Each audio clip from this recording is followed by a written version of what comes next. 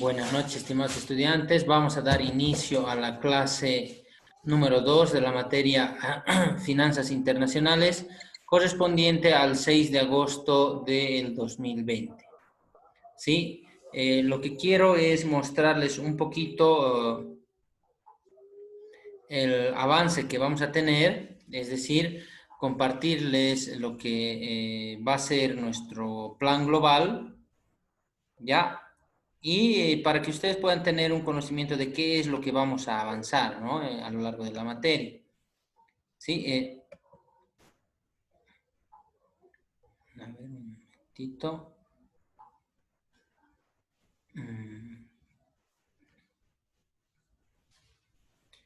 Ya, ahora les comparto los temas que vamos a tener en el plan global.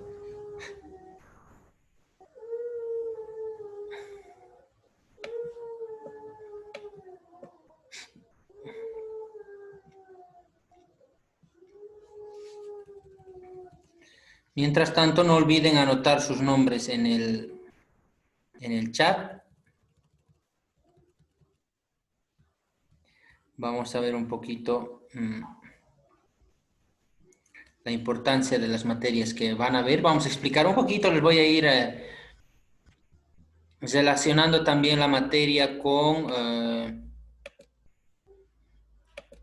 otras materias, ¿sí? Como pueden ver, este es nuestro horario, ¿no?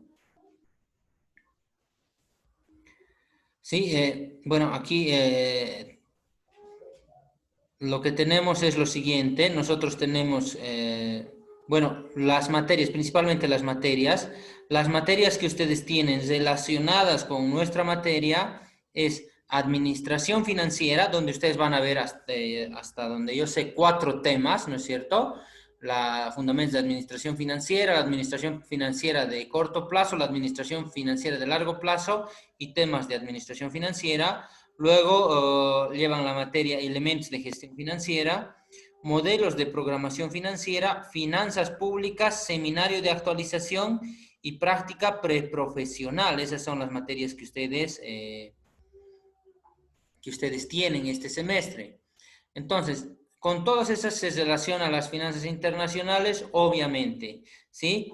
Vamos a hablar de administración financiera, vamos a hablar de elementos de gestión financiera, sobre todo de indicadores de rentabilidad.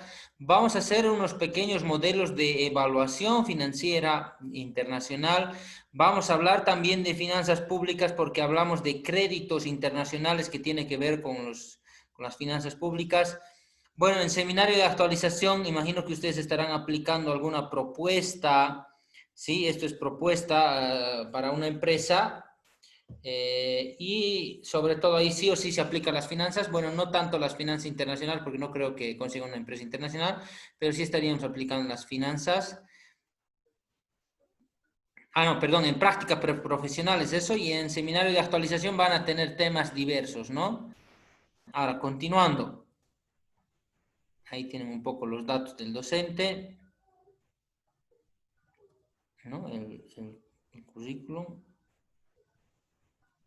Ahí tenemos la importancia, la justificación de la materia y vean, la competencia a desarrollar en los estudiantes. Lo que queremos, el objetivo fundamental de la materia es que ustedes puedan interpretar los conceptos y modelos de la teoría financiera para aplicarlos en un contexto de las relaciones internacionales de la organización, analizando las situaciones prácticas en la operación de oportunidades y gestión del riesgo cambiario.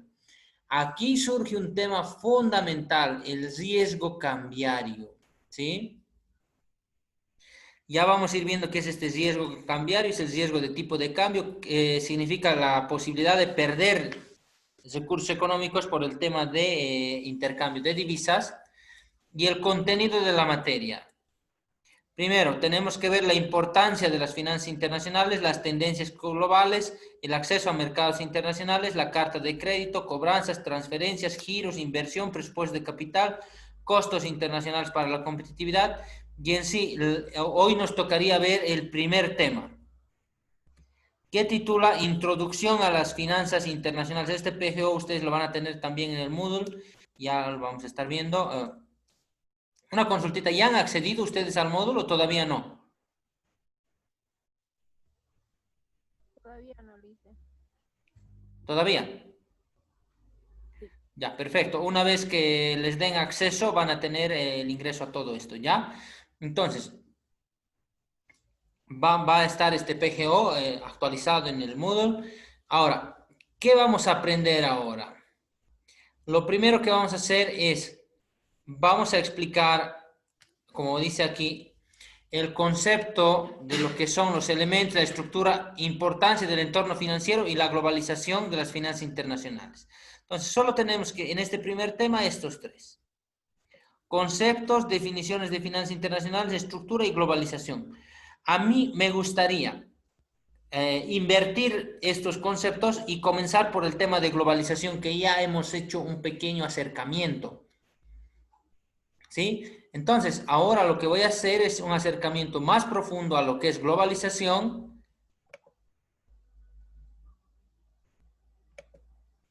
Un momentito.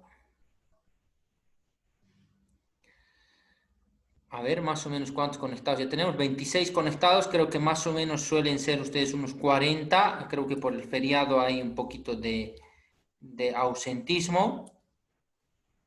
¿Sí?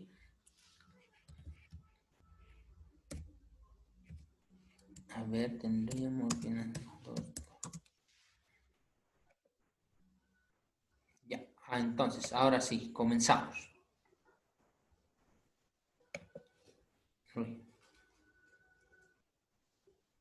Uy.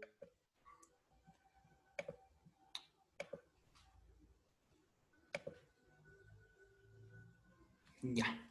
Entonces, vamos a comenzar con lo que sería la globalización, ¿sí? Y estaríamos hablando del primer tema, ¿no? El primer tema que estamos llevando titula Introducción a las finanzas internacionales. Entonces, les voy a compartir ahora mi pizarra de garabatos.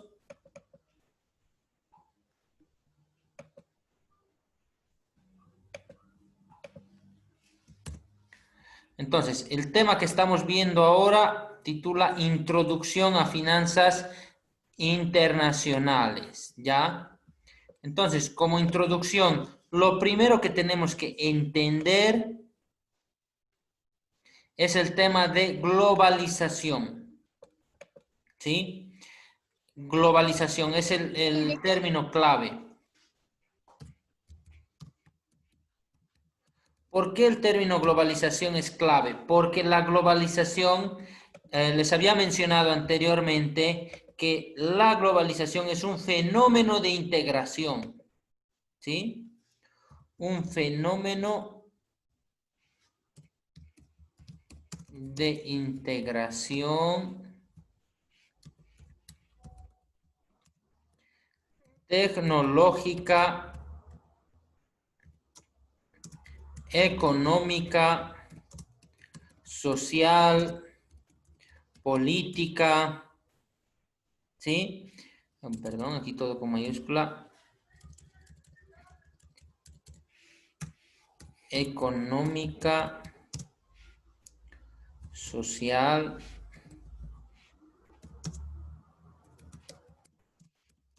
y política. Entonces, ¿por qué decimos que es un fenómeno de integración?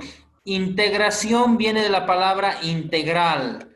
¿Qué significa integral? Significa que todo se hace más completo o todo se hace uno solo, ¿sí? Por lo tanto, aquí cuando les digo fenómeno de integración tecnológica, es decir, que la tecnología se está uniendo o está uniendo a todos. Por otra parte, tenemos integración económica, es decir, que antes nosotros, ¿cómo operábamos? Individualmente.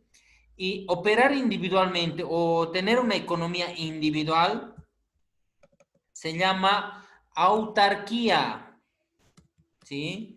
¿Qué es la autarquía? La autarquía es, no sé, tal vez han escuchado de los menonitas. Los menonitas tratan de no tener un contacto con el exterior y tratan de relacionarse solo entre ellos, ¿no? y producen para ellos, las ganancias que tienen son para ellos. Si ustedes ven a alguno de esos alemanes menonitas en la calle, significa que ha decidido salir de su, como de su entorno, de su lugar, ¿sí? ¿Y por qué tenemos menonitas en Bolivia? Porque han dicho, ¿dónde nos podríamos escapar y que no nos encuentren? Entonces, los menonitas se han venido aquí a Bolivia, ¿ya? Y están repartidos por todas partes del mundo. Ahora, ellos tienen esa visión. Ellos consumen lo que producen y no le compran a nadie más. O sea que ellos saben hacer muchas cosas y ellos se abastecen, ¿sí? Pero vivir así, de esa forma, implica algo. Implica que no vamos a tener acceso a muchas cosas. Ahora, nosotros pensamos que nosotros sabemos que ese pensamiento autárquico ya no es posible en el mundo en que vivimos. Es muy difícil estar aislado y no tener relación con el mundo.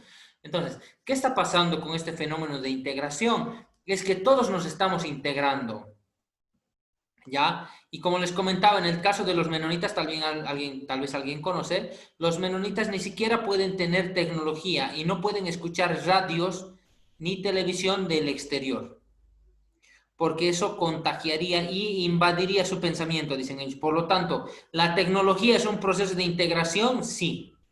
Hace que nos unamos todos. Y las telecomunicaciones, dentro de eso yo ya les había comentado que si ustedes ven en YouTube pueden ver a cualquier país del mundo, ¿sí? Entonces, hay una integración tecnológica que permite el acceso a cualquier lugar del mundo. Hay una integración económica. Esa integración económica está haciendo que todos los países se interrelacionen y se relacionen entre sí, ¿sí? ¿Y cómo nosotros sabemos que existe una relación económica? Es muy sencillo de darse cuenta por la siguiente razón. Ustedes, cuando salen a la calle, van a ver productos de otros países. Y básicamente ustedes ahora, en este momento, deben estar en su computadora o en su celular, que debe ser asiático, chino, japonés, coreano, lo más probable.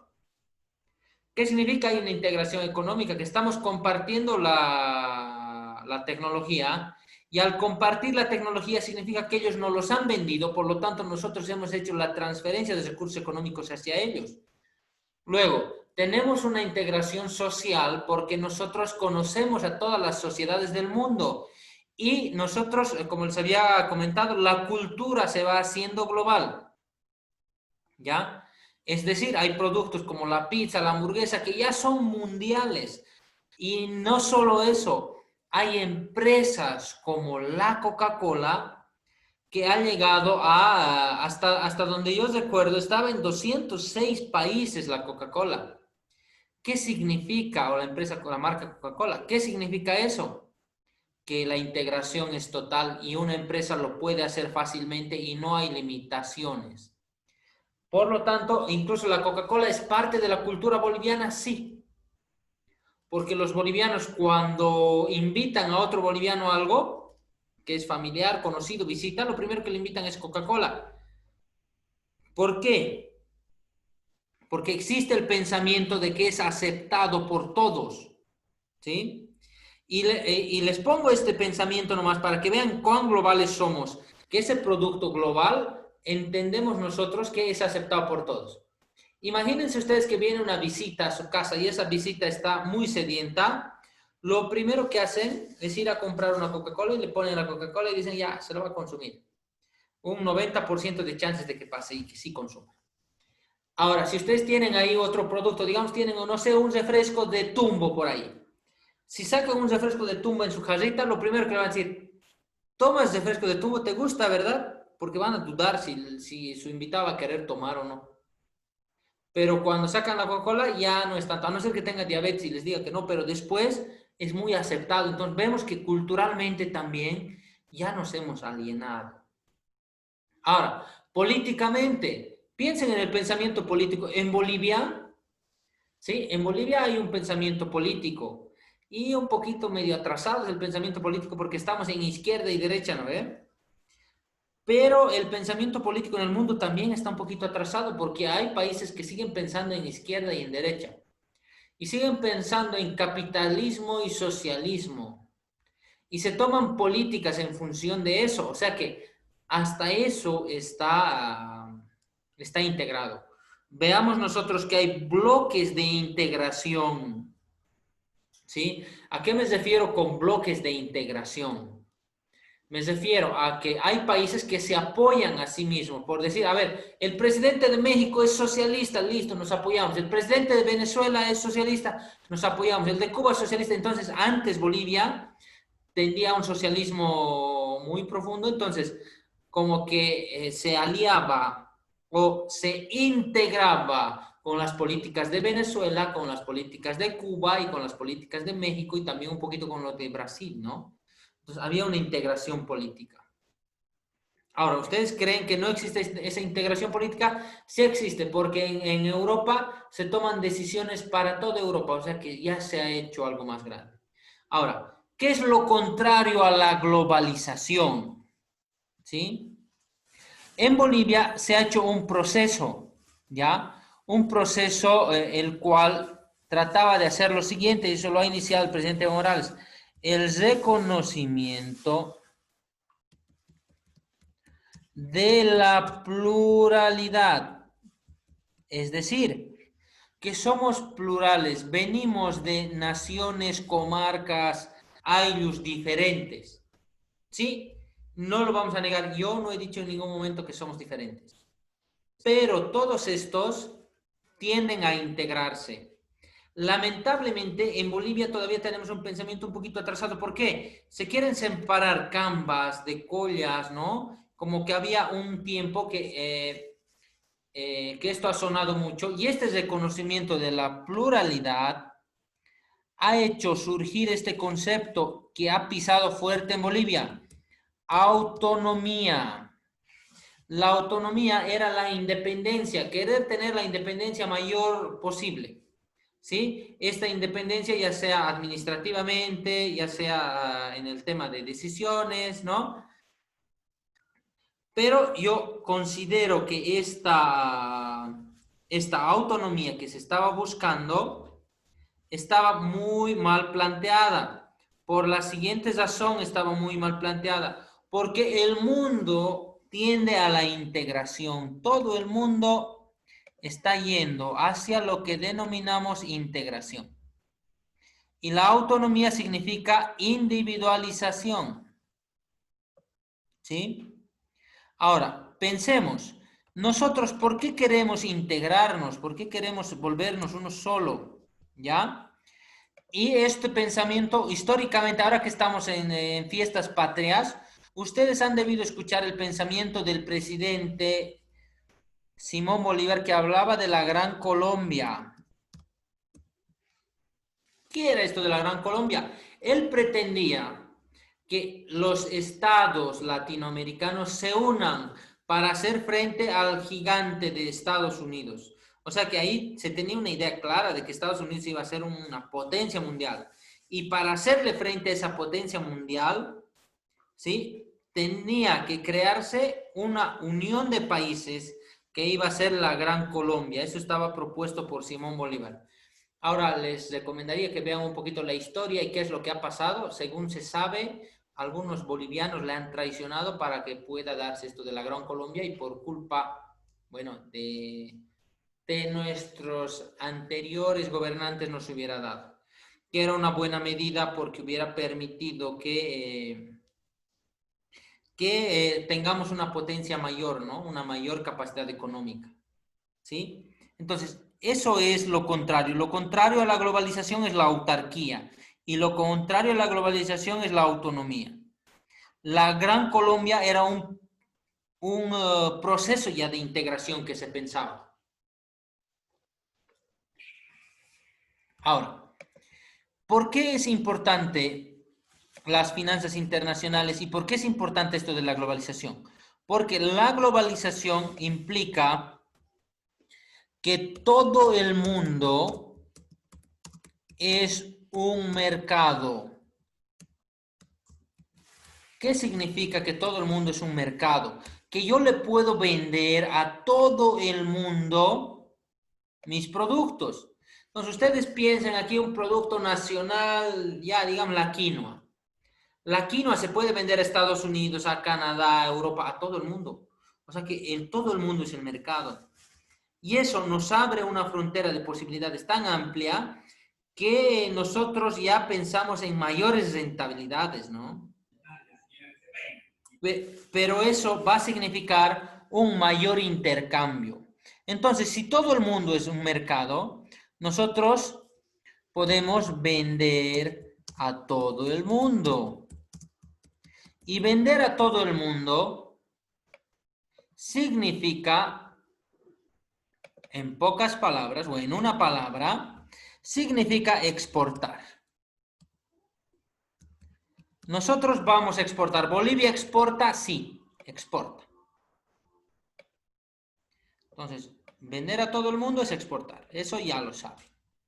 Pero además, realizamos otra actividad como bolivianos. Por eso ustedes tienen celulares chinos, japoneses y coreanos. Comprar a todo el mundo. Entonces, ¿a qué nos referimos con comprarle a todo el mundo? Es decir, es que nosotros vamos a importar.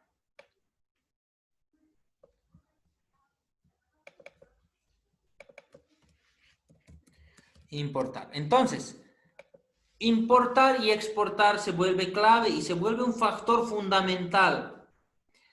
Ahora, importar y exportar para nosotros va a significar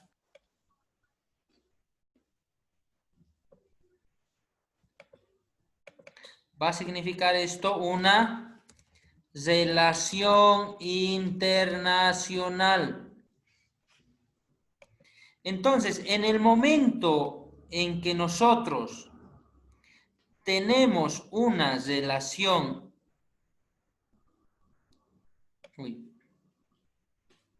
en el momento en que nosotros tenemos una relación internacional, inmediatamente surge la necesidad de las finanzas internacionales, ¿sí?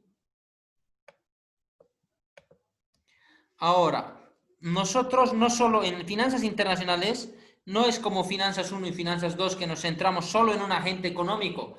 Nos centramos en finanzas 1 y finanzas 2, nos centramos en el agente económico llamado empresas y los relacionamos un poquito con las personas. Pero ahora nos vamos a pensar en todos los agentes económicos, porque las finanzas internacionales implican a todos los agentes económicos, ¿ya? ¿Por qué razón? Tenemos que conocer las decisiones del Estado, tenemos que conocer las decisiones de las personas y todo. O sea que ya se hace análisis macroeconómico, ¿sí? Entonces, estas finanzas internacionales nos hablan de la unión de dos cosas que ya se les había mostrado. Y ahí estaríamos dando el concepto de finanzas internacionales. Estaríamos uniendo las finanzas internacionales, van a ser igual a la economía o la macroeconomía internacional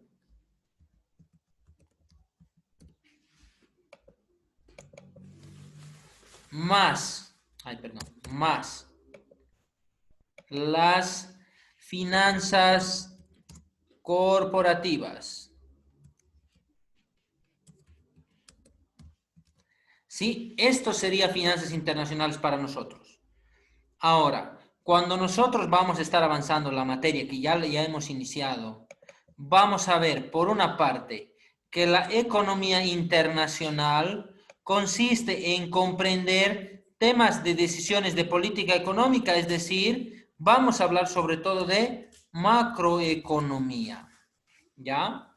Macroeconomía. Entonces, tenemos que conocer macroeconomía. Yo sé que ustedes han llevado esa materia alguna vez, entonces dominan. Y cuando hablamos de finanzas corporativas, ya saben, todo lo de siempre, ¿no? Inversión y financiamiento, toma de decisiones de las empresas para generar mayor rentabilidad y liquidez. Ahora, Continuamos. Tenemos que ver, vamos a entrar un poquito en esto, en lo que es macroeconomía, ¿ya?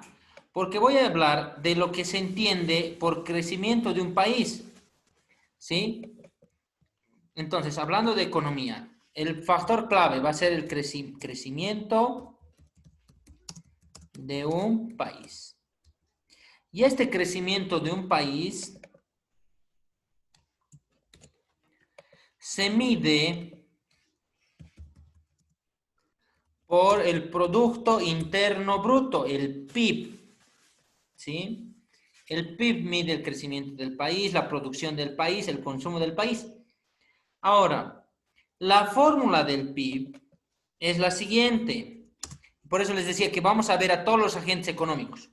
Primero, el PIB, considerando desde la perspectiva del gasto, porque también se ve desde otra perspectiva, tenemos el consumo de las familias más las inversiones de las empresas más el gasto del Estado. Eso nos mostraba la producción de un país de manera interna. Pero ahora se le ha adicionado más, abrimos paréntesis, las exportaciones y menos las importaciones, ¿ya? Entonces, así medimos nosotros la producción de un país. Se los voy a repetir. El consumo de las familias, la inversión de las empresas, el gasto del Estado, más las exportaciones, menos las importaciones. Las importaciones son negativas, ¿sí? Entonces, así nosotros gestionamos el crecimiento de un país. Y como pueden ver, ahí está con azul la parte exterior, es decir, la parte de economía internacional. O sea que nuestro país no solamente produce y consume, sino también importa y exporta, como les decía hace rato. Ahora, tenemos que ver nosotros la importancia de nuestro país en las finanzas internacionales y en la economía internacional. ¿Ustedes consideran que nuestro país es importante para la economía internacional? ¿Qué dicen?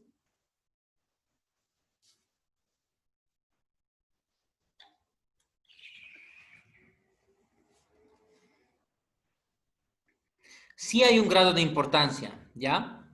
Es como ustedes que tuvieran un vecino enfermo con coronavirus, ese vecino es peligroso, ¿no? Si nosotros tenemos un país que es peligroso para la seguridad, ¿no? Y hay que apoyar, hay que ver qué hacer, ¿no? Hay toda una interrelación ahí. Ahora, si nosotros tenemos un país que está enfermo como Venezuela, ese país es, por ahí hay que tenerle mucho cuidado. ¿Por qué razón?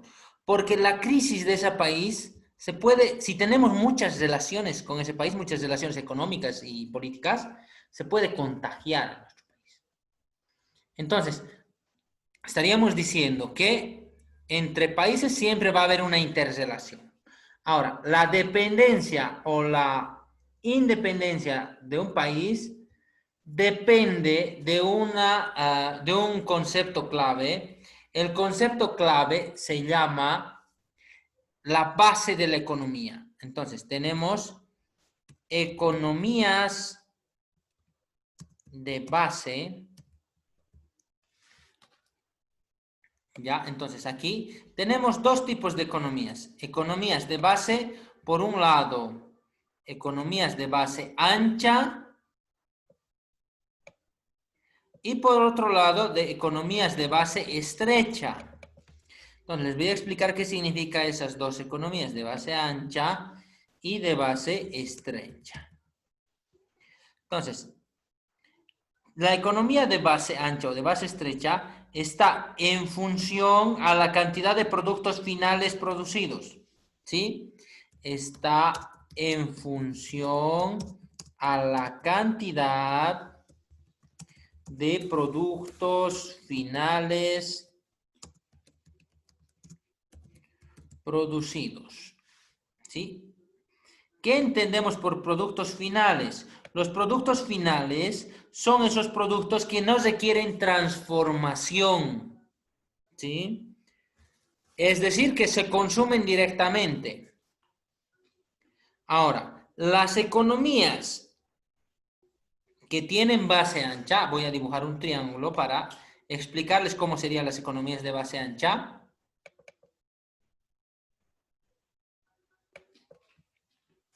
Ahora, esto es una economía de base ancha. La base está abajo, ¿no es cierto? Y la base es ancha. En este triángulo, la base es ancha. Entonces, si ustedes piensan en esta estructura y tratarían de voltear esta estructura, es muy difícil. Entonces, esto es ancho y arriba es delgado. ¿En función a qué está esta anchura? Está en función a la cantidad de productos finales producidos. Ahora, un ejemplo de producto final. Digamos, hablamos de, a ver, un ejemplo de producto final, un celular. Un celular lo utiliza el consumidor. Ahora, ese celular es un producto final y está fabricado de muchos productos intermedios. Los productos intermedios son la placa, la pantalla, ¿no? Los botones, si es que tuviera, la carcasa, toda la estructura, ¿no? Los chips, los clips, todo eso. Entonces, eso serían productos intermedios. Pero también ese celularcito está conformado por materias primas.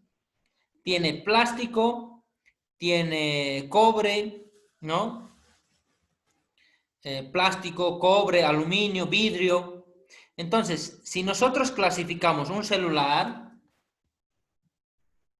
hablando de ese producto, digamos aquí, un celular está compuesto por 3 tipos de productos.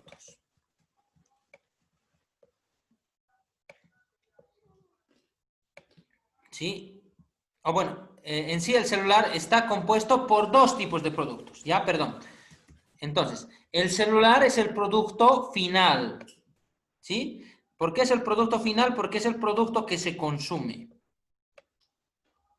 Ahora, tenemos otros productos como la pantalla, luego tenemos la carcasa, luego podemos tener los microchips. Entonces, todo esto que acabo de mencionar, que son muchas más cosas, estos son productos intermedios. Ahora, existen productos primarios. Los productos primarios serían, para fabricar esa pantalla se ha necesitado vidrio. Para fabricar la carcasa se ha necesitado plástico. Para generar el microchip se ha necesitado cobre.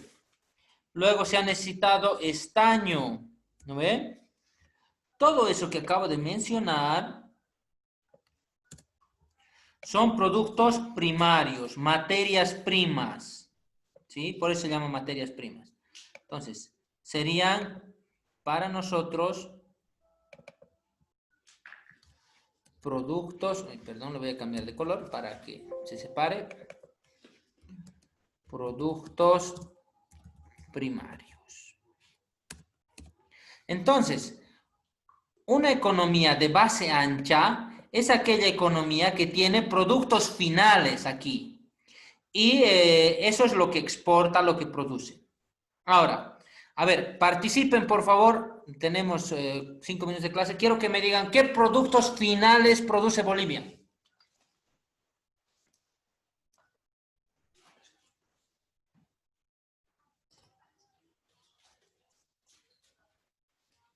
A ver, participen por favor. Necesito que participen.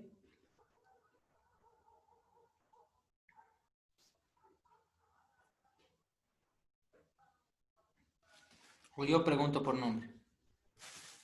O se han dormido. ¿Tan aburrido estaba? Dice, Dime. ¿podrían ser los equipos, las laptops? Las laptops, sí, es un producto final. Ya, a ver, otro producto final. Los palmitos, Lice. Ya, Creo que los palmitos enlatados, ¿no? Porque si producimos palmito así nomás, no. Palmito enlatado, ¿qué más?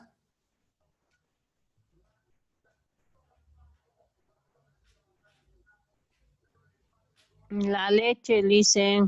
No, la leche es un producto primario porque la leche, si bien es producto final, fácilmente la leche se puede convertir en queso, en yogur, en otros productos, ¿no? Además, la leche también es un ingrediente de muchas otras cosas, ¿ya? Entonces, no es un producto final. Los minerales, dice. Los minerales no, pues porque tú exportas, digamos, Bolivia produce estaño, ese estaño nosotros lo exportamos y lo producimos en piedra. En otros países lo funden en barra, eso es producto intermedio todavía. En otros países esas barras lo convierten no sé, en una carcasa para un celular de estaño, digamos. Otros países más avanzados lo convierten en papelitos para envolver dulces, para envolver chocolates. Entonces, el producto final es donde ya no se le hace ninguna transformación más. Entonces, los minerales son productos primarios, materias primas. Otro producto que sea Papel final, ahí ya higiénico. llevamos 2 o 3, creo. El papel higiénico. El papel higiénico, sí, es un producto final. Bolivia produce mucho papel higiénico. Sí, produce, ¿no? Ya, otro producto final. Los barbijos. ¿Bolivia produce barbijos? No, Hasta donde he no, visto, la dice. mayoría de los barbijos son made in China.